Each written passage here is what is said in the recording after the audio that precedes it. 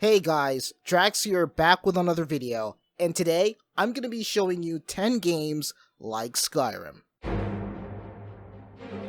I'll end your miserable life! Now before we begin, it's important to understand that Skyrim is such a massive game that different people like it for different reasons. Now, what am I talking about? I'll explain. If you were to ask 5 different people what is the best thing about Skyrim, chances are you're gonna get 5 different answers. Now, if these 5 people start looking for games like Skyrim, they're not necessarily looking for a game exactly like Skyrim. Chances are they're looking for a game that does something similar to what they liked in Skyrim. In this video series, I'll be breaking down some aspects of Skyrim that people love the most, and recommend games that do these things like or better than Skyrim does it. The first aspect we'll be looking at is character build variety. One thing people love about Skyrim is there are no classes and almost no limits to how you want to make your character. You can make a sneak archer, a summoner archer, an alchemic archer, an archer illusionist, a destruction archer. You can mix and match and make a build that works, one that sucks, or one that's just straight up broken. And people love that freedom because it adds replay value to the game. Now, the 10 games that I'm about to show you in this video have so many build options for your characters, you'll be replaying any one of these games for 10 years. Results may vary. Starting out at number 10, we have Trials of Mana. Whoa! This thing's so tough! And it's huge! Now, this is the remake of the 1995 game of the same name. Trials of Mana is a hack-and-slash JRPG with gameplay similar to the East series of games. The game is heavily story-driven, with gameplay focusing on party management and teamwork. When the game begins, you get to select the 3 characters from a roster of 6 that you'll be using in your playthrough. These characters each have a class and access to a class tree of 8 classes, split between 2 paths, the light path and the dark path. You can only access the classes on a single path, and each class has a level and item requirement. Each time you unlock a new class, you get a new combo string, a class strike, which is like an ultimate, and some extra ability slots so you can equip more abilities. Every time you level up, you get a training point, sorta like a perk point from Skyrim. You can use these training points to get abilities or boost your stats by adding them to a particular attribute parameter. There are 5 parameters you can add a training point to. The ability that each parameter provides is different based on what class you are, which gives you the opportunity to mix and match. You can have a berserker with maximum strength and spirit, or a mage with maximum stamina and magic with abilities that are available in those training point trees. There are some abilities that can be equipped to any character regardless of class. You can mix and match your character build to your heart's content. The only reason this game is last on the list is because the class restrictions and the limit to the amount of abilities you can equip keep you from experimenting too much. For number 9, we have Final Fantasy Tactics A2.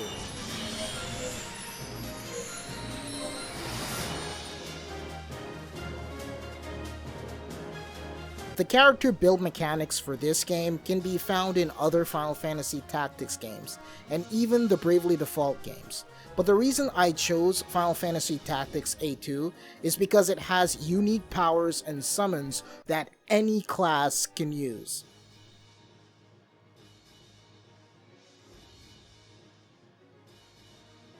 The game has a grid turn-based style of gameplay similar to Fire Emblem. It's story-driven, has tons of quests, and you can recruit new characters to your guild like they're Pokemon. There are 7 playable races in Final Fantasy Tactics A2, Every character in this game has a race, and each race has access to unique classes. These classes can unlock stronger classes by learning skills. Skills are tied to weapons or armor, and can be learned by having said weapon or armor equipped while in combat enough times. All the skills a character learns while they are a particular class are grouped together in a folder titled Abilities. Each character can have 2 active abilities, 1 reactive ability, and 1 passive ability equipped at any time. The first active ability will have the active skills for your current class.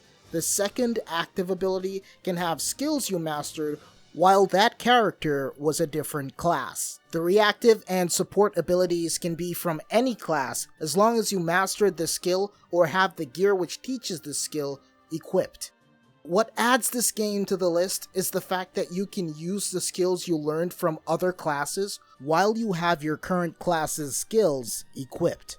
You can be a swordsman with access to a mage's active abilities, a paladin's reaction ability, a thief's support skill ability, along with your swordsman skills, simply because you learned those other skills earlier while you were those classes. Now back to the topic of 3-person Green teams. blood. Let's get to Greedfall at number 8. And so the day has finally come.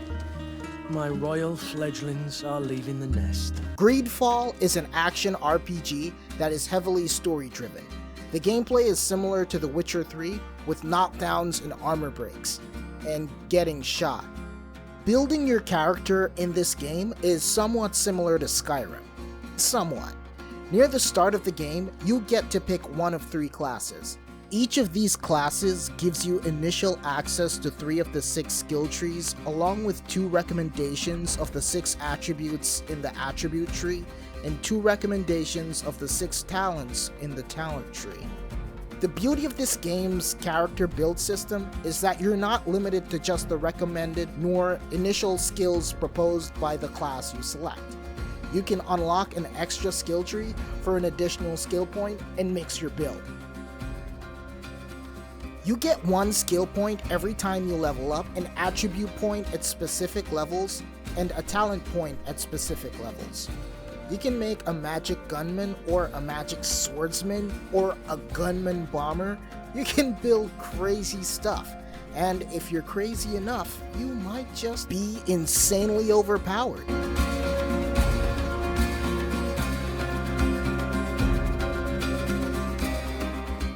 Now for number 7, Ninth Dawn 3.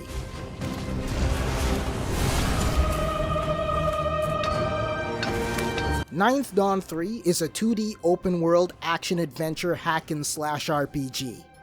Wow, that's a mouthful. The gameplay is like a fusion of Diablo and the 2D Zelda games.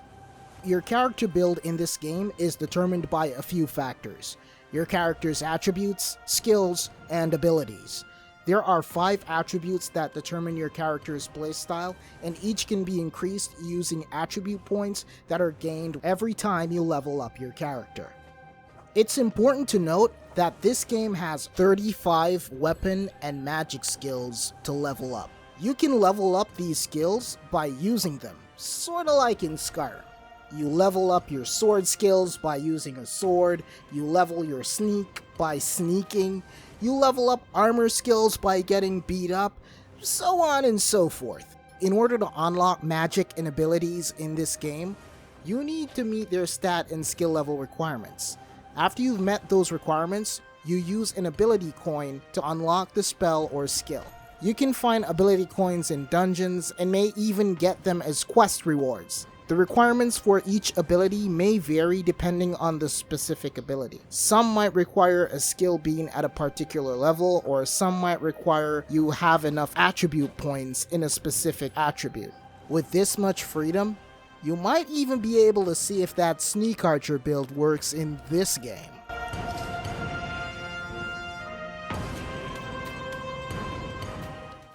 Number 6, Diablo 3.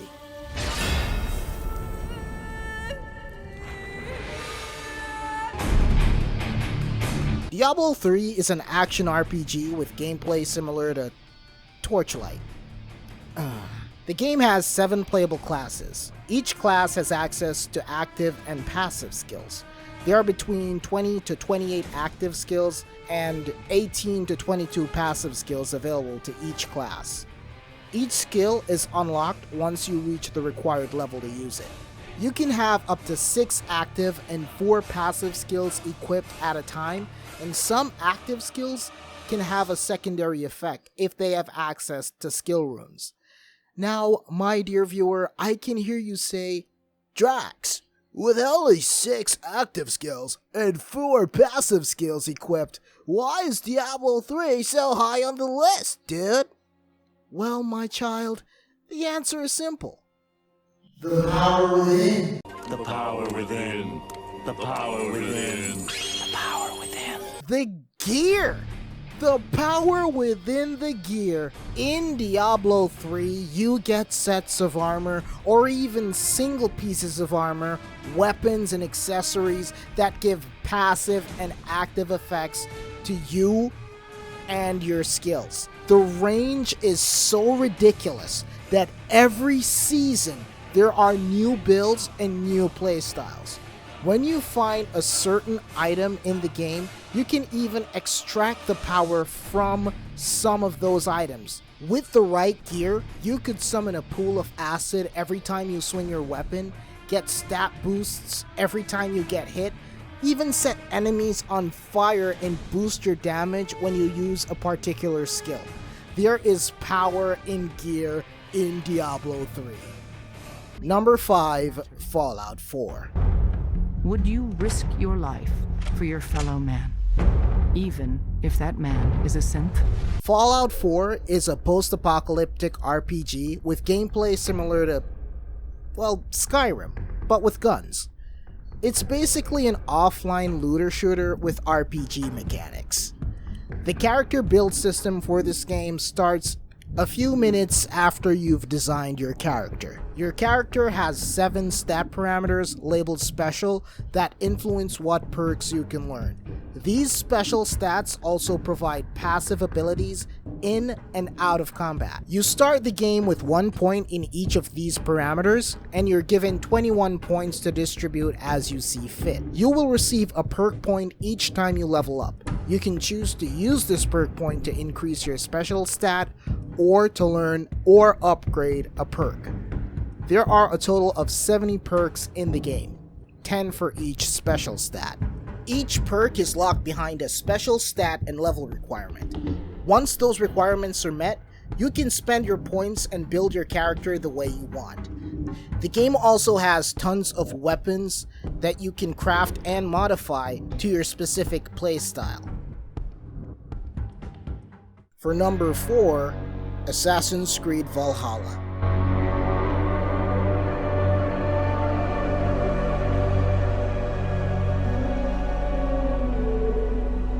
Assassin's Creed Valhalla is an action-adventure open-world RPG and the latest game in the Assassin's Creed series at the time of this video. The gameplay for Assassin's Creed Valhalla is somewhat similar to The Witcher 3, except you can climb more stuff.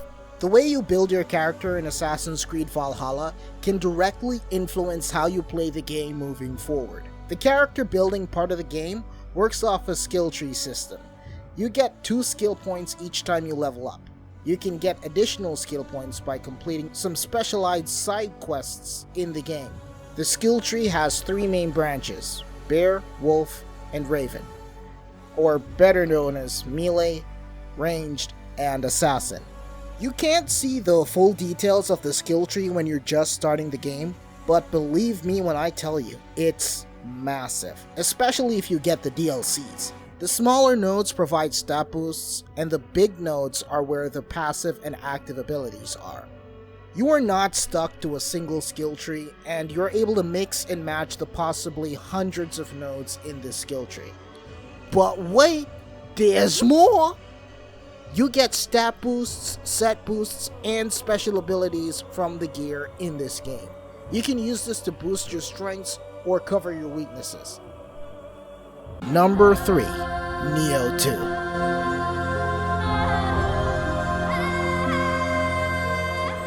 Nioh 2 is a Souls-like action RPG that's really hard if you don't like Souls games. But please don't overlook it. Just practice with some NPCs near a save point and learn to parry and dodge. You'll see the beauty of it and you'll love the game. What brings Nioh 2 on this list is the variety of playstyles that you can employ when assembling your character. And yes, I do mean assemble. At the beginning of the game, you get the option to select 2 of the 11 melee weapons that you can use throughout the game. At this point, selecting a weapon will give you a free stat point to the parameter that increases that weapon's damage. After you've completed that, you get to select 1 of 3 guardian spirits and your Oni demon transformation.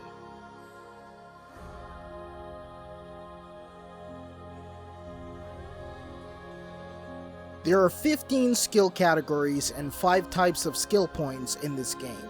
Weapon skill points, samurai skill points, ninja skill points, shifting skill points, and Nioh magic skill points. You can get weapon skill points by using the specified weapon in combat repeatedly. You can then use those skill points to unlock passive and active abilities for that weapon in its specified skill tree. Yeah, each weapon has its own skill tree that has around 50 nodes each. You can get samurai skill points by adding an attribute point to one of your stat parameters when you level up. These allow you to unlock skills in the samurai skill tree. You gain ninja skill points by using ninja tools like shurikens or gunpowder bombs. There are other ways to gain ninja skill points like completing dojo challenges. These skill points allow you to unlock passive and active skills in your ninja skill tree. Nioh magic skills are the same. You use talismans and other magic items to get skill points, and use those points to unlock skills in the Nioh magic skill tree. Shifting skills affect your guardian spirit powers and your transformation skills. Shifting skill points are unlocked whenever you use yokai shift, yokai burst counters, or yokai soul cores. It's important to note that not all of the skills are available at the start of the game. Some are locked behind quests and special events in the game's progression. Now, with all those skills paired with your Jinchuriki Bankai, you'd think that'd be enough. It's not. Some armor and weapons in the game give passive and set effects that influence your build. You also get 2 slots for ranged weapons and some cool ammo. Number 2. Divinity Original Sin 2.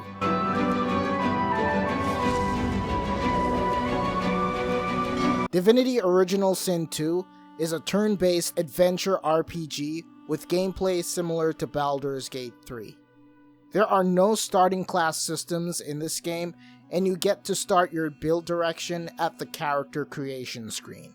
You can customize your character's attributes, combat abilities, civil abilities, skills, talents, and tags at the beginning of and throughout your playthrough. You can play this game as single player or with a team, or with an actual team of real people. Yeah, this game has a multiplayer option available. Attributes are the base stats of your character. They provide bonuses to more specific stats when points are allocated to them. They influence the type of equipment you can use and affect certain aspects of gameplay outside of combat. For example, you can't move something that's too heavy without your strength attribute being at the required value. You gain 2 attribute points each time you level up to spend amongst 6 attribute parameters. Combat abilities directly affect your gear and skill effectiveness in combat, along with what skills your character can actually learn. Combat abilities are split into 3 categories: weapons, defense, and skills. There are 4 weapon abilities, 3 defense abilities, and 10 skill categories. You get 1 combat ability point each time you level up, so you'll have to think carefully before you charge in. You get skills and spells in this game by purchasing them from a skill vendor or a specialist in that field, sorta like Skyrim. Each skill and spell has a skill level requirement in order to learn it. Civil abilities affect how you interact with the game world and NPCs outside of combat. They, along with tags, can provide new conversation options and outcomes. Civil abilities are split into 3 categories: personality, craftsmanship, and nasty deeds. There are 2 parameters for each, except personality, which gets 3, because it's what's most important. You get 1 civil ability point at specific levels, so they're even harder to come by than combat ability points. Talents are very powerful passive abilities that can heavily influence combat and how you interact with the world. Some talents have no requirements and only ask that you have a talent point to unlock them for your character. Other talents may have level and skill level requirements in order to unlock. There are 36 talents you can unlock using talent points in the base game. Other talents are quest rewards or DLC.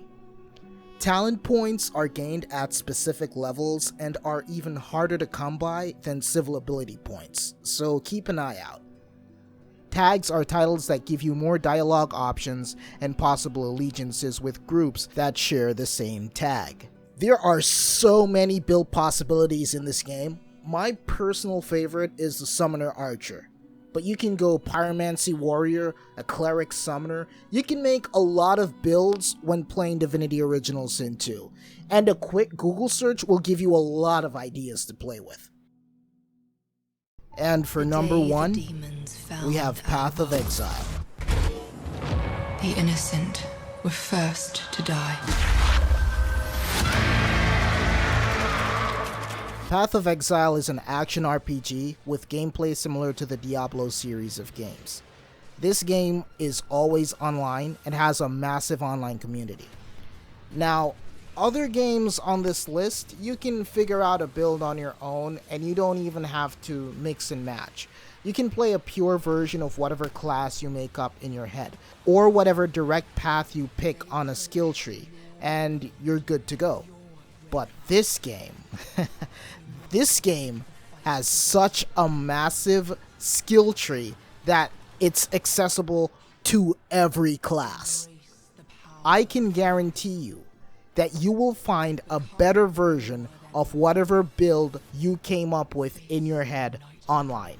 That's right, you can mess up the build that you yourself came up with because you oversaw a single node in this massive skill tree, or you just overlooked one of the many skill gems that you can use in the game. There are 6 starting classes and 1 unlockable class.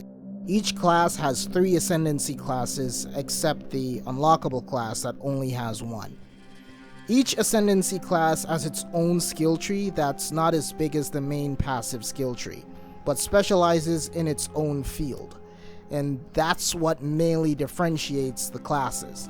Each character starts at a different area of the same massive passive skill tree. There are no other limitations to a character you choose to use. You can equip any gear to any character as long as the character meets the stat requirements. There are 3 main stat parameters in this game. These 3 stats are represented by 3 colors. Keep that in mind. You can get more of these stats from the passive skill tree that we'll get into a bit later.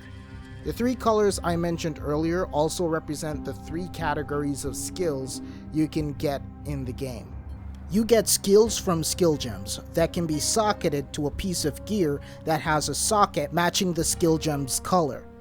Skill gems can be dropped by monsters, sold by NPCs, or traded by other players.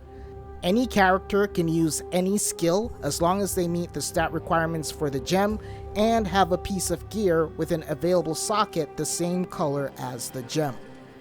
Skill gems can be leveled up by having them socketed and equipped during combat. When a skill levels up, it gets stronger, and some even gain additional broken abilities.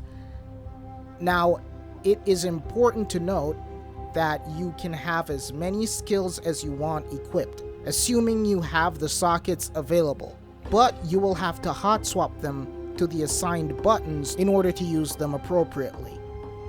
Speaking of gear, There are armor sets in this game that provide stat-based and passive bonuses to your character.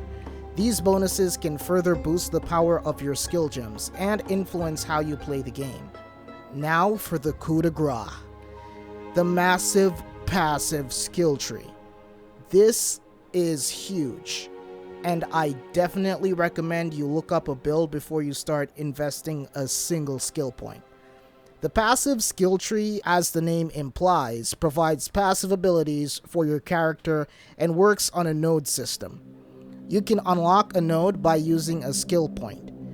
You get 1 skill point each time you level up.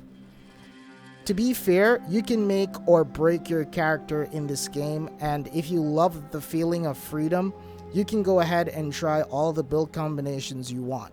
All I'm saying is, there is a better version of it online. Now that we're at the end of the video, you might be saying to yourself, "Hi! How come I didn't see this game or that game?" Well, it's probably because I haven't played that game yet. As soon as I play more games, I will update this list and make a brand new video with new games just for you guys. Till then, those are my 10 games like Skyrim Character Build Variety Edition. Peace out, and look out for the next video in the series.